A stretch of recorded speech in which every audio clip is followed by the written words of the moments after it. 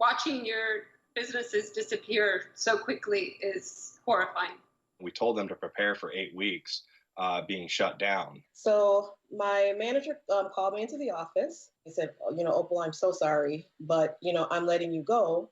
The economic fallout from COVID-19 was brutal this week. We were pretty much set up to have our biggest year ever in 2020, and now we're at $0 in gross receipts. Mal and Coco Strong opened Gold Plated, a hair and makeup finishing salon 7 years ago in Chicago. This week, they were forced to lay off their 25 employees. Nothing that we ever would have chosen to do.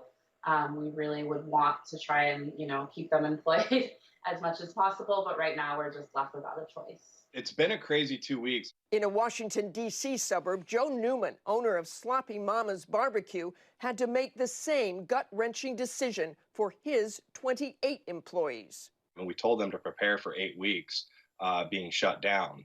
We told them we wanted everybody back, and we would do whatever we could in the short term to get them through this. He's worried not just about Sloppy Mama's survival, but how his situation affects the larger economic pie. If we don't pay rent for a couple months, our landlord's fine in the short term. But she told us, if we start getting into July and August, then she's going to start defaulting on her loans. I cried for about 10 minutes when it sunk in one morning. Colleen Speaks is experiencing the same with her Raleigh, North Carolina restaurant and catering company. And then I just got busy. It's, we in this industry are incredibly resilient. She knows it's not going to be quick or easy. We're going to need some forgiveness on some bills. It's going to take a lot of money for us to get running again. Even with a tough business climate setting in, Speaks and her fellow small business owners are hopeful. We have, existing supporters who really want, us to survive this. So I feel pretty good about the ability to open up and kind of slowly start getting back to normal with our regular clients. Our message was pretty clear that we were going to get through it, and it was going to be hard and it was going to be difficult. But if we sacrifice now, we're going to be better off in the long term. Despite that optimism, the hardships facing Americans are real. Or they're already kind of hanging on by a wing and a prayer. Hi, Shalom. I want to begin this lesson by giving all praise, honor, and glory to Yahweh, Ba'ashem Yahushua, Wahar, Rakah, Quadash, which in the ancient Hebrew tongue would be the correct names of the Heavenly Father, His beloved Son, and the Holy Spirit. I also would like to give double honors to my teachers, the head apostles and elders, a great millstone. Much due honors and respect to the sincere brethren out there. There's also laboring in his work. And as always, I want to say shalom to the believers, the Akim as well as the Aqua, which will be you brothers along with the sisters that subscribe to this truth as well. So yeah, this lesson right here is going to be, centered around the opening clip, which pretty much captures, the current state of America and the fact that the very fabric of this place is becoming unwoven, at the seams, which the driving force, if you will, the source behind the functioning of this place is all centered around business, man. That's why when gauging the temperature of this place or, the status of America, they always look to how the Dow Jones is doing, the stock market. Everything is centered around numbers and based upon statistics, whether it's concerning unemployment or employment numbers, all right, jobs available. And there's a simple explanation to this, man. And that's the fact that this place is ruled over by bankers, man. These international banking families, the chief house of the nation of Edom. That's why the scriptures, when referring to America, is called the land of traffic, okay? The land of trade or the land of merchants. Matter of fact, let's start off with that in the book of Ezekiel, the 17th chapter. And starting at the first verse, it says, "And the word of the Lord came unto me, saying, Son of man, put forth a riddle and speak a parable unto the house of Israel." Yeah, and that's another thing. This book is not as of an open and shut case as one might think. You got those amongst you out there who, claim to build your foundation off the scriptures, whether it's motivated by you, subscribing to these institutions or universities you might enroll in one of these theological seminary schools, or something as subtle as you having good study habits. Well, guess what? Your understanding of the Bible shouldn't be based upon those things, man. Okay, unless the Spirit and power of how about Shema Shai is rested upon you, you're going to stumble at the words written in this book, okay, which is compiled with metaphors and parables, allegories, grave sentences and dark sayings, which require a man of understanding to shed light upon, all right? Furthermore, if you present one of these so-called Christians mainly, and when I say Christian, I'm speaking in the modern sense of the word, well, if you present them with one of these parables, one of these dark sayings or riddles, they're going to be confounded, man, all right? So this book is centered around dark sayings. Again, this is not as of an open and shut book as one might think, man, all right?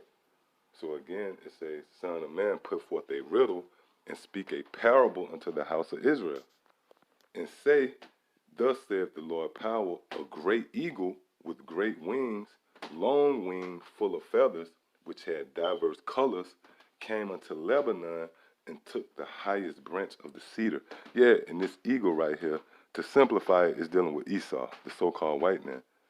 And what does it mean when the scripture said it came and took the highest branch of the cedar? Well, that's dealing with Israel.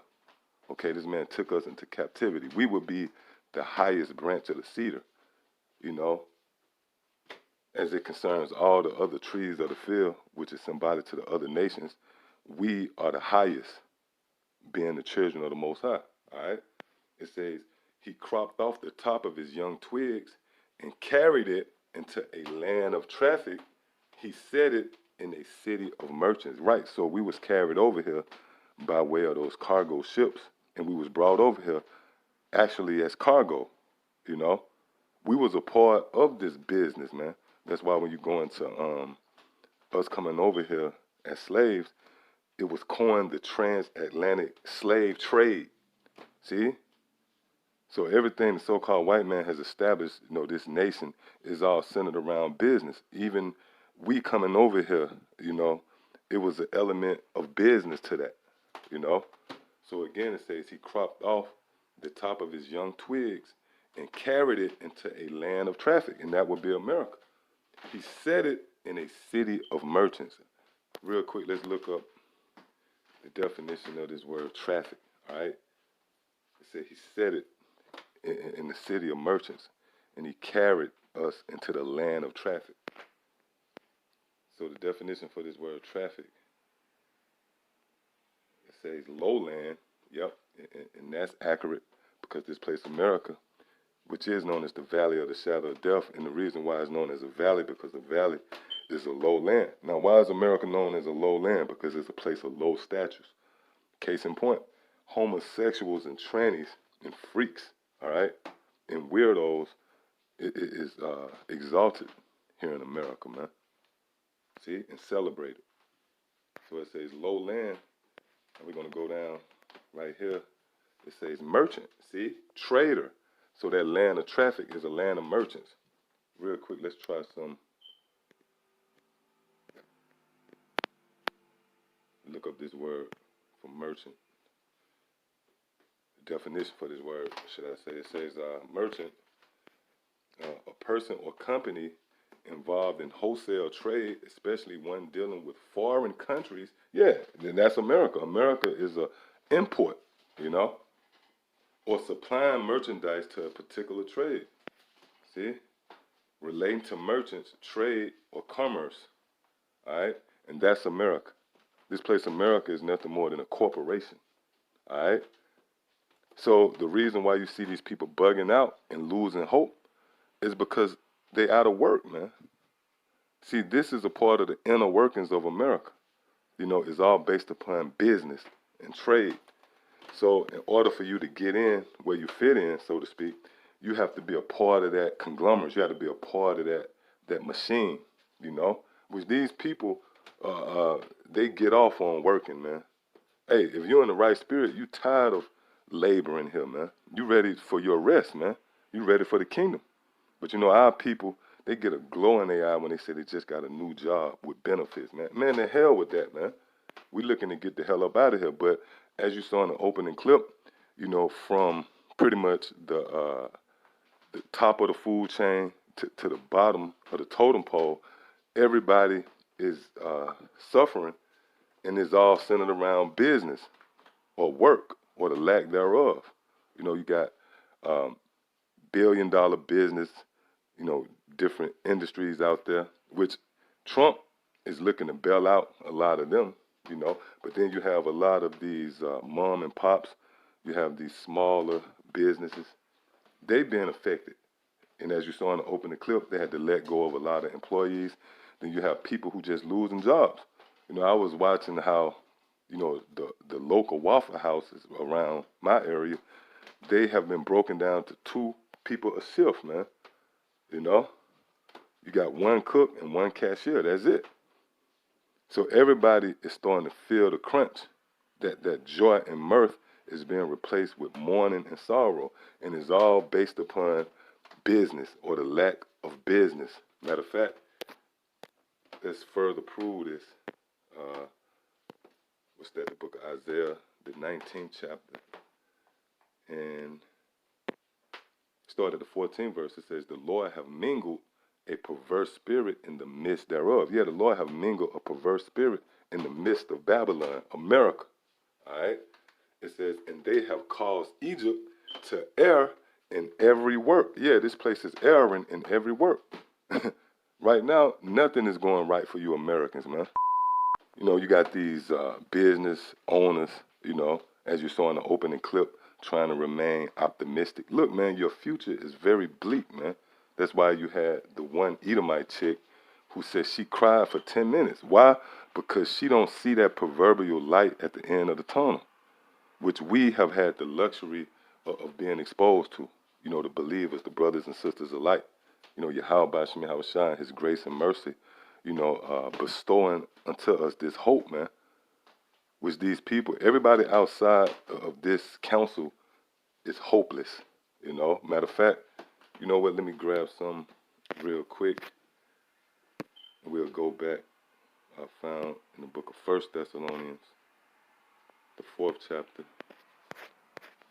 and starting at the 12th verse, it says that ye may walk earnestly towards them that are without, meaning, you know, you're to be honest towards those who are outside of this truth. Again, it says that ye may walk earnestly toward them that are without what? The truth.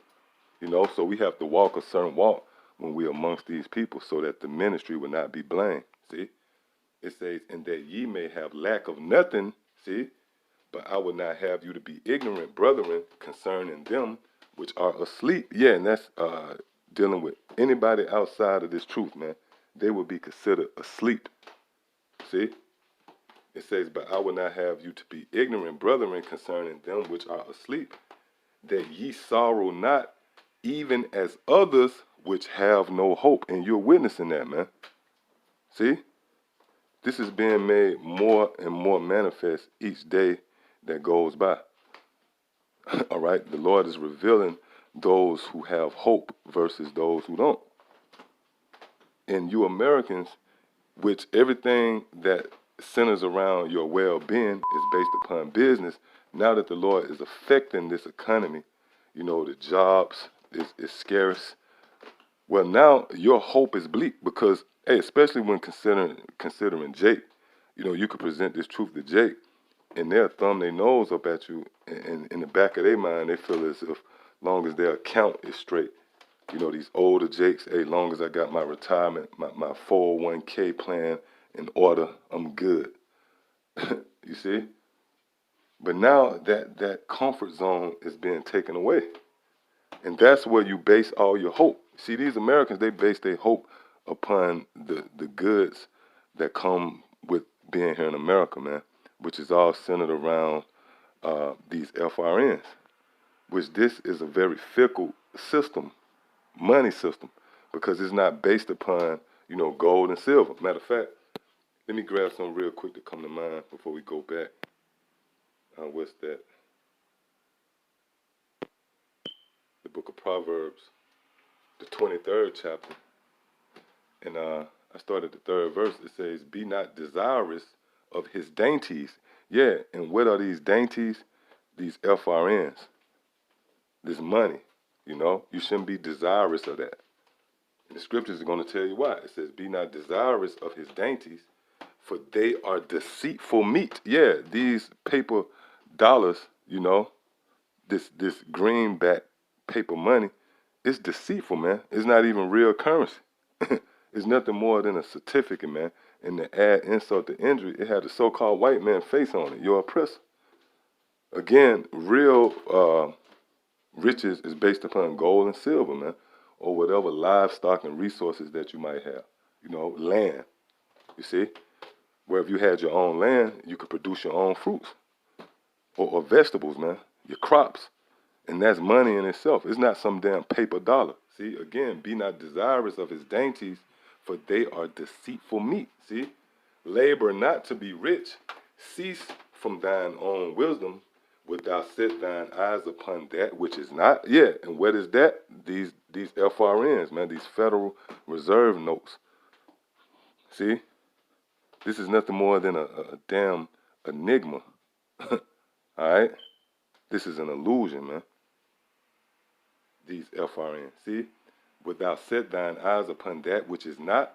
For riches certainly make themselves wings, they fly away as an eagle toward heaven. Yeah, so this money that you have is going to fly away. And that's the spirit, because you got the eagle on the dollar, man, on these different forms of currency. See?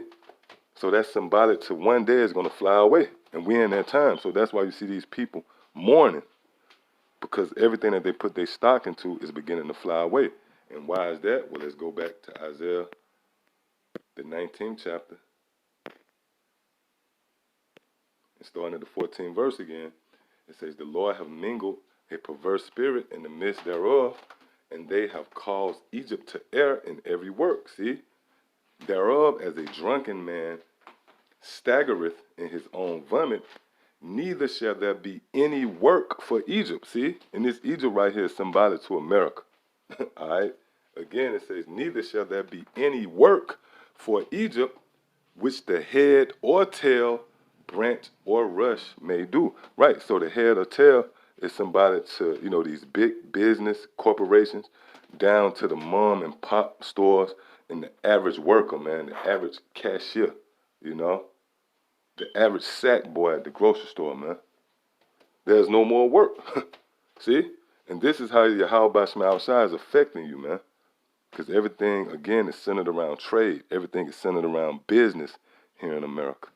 So again, it says, neither shall there be any work for Egypt, which the head or tail, branch or rush may do. Yeah, and this is dealing with the top of the food chain, you know, down to the bottom of the totem pole, if you will, man.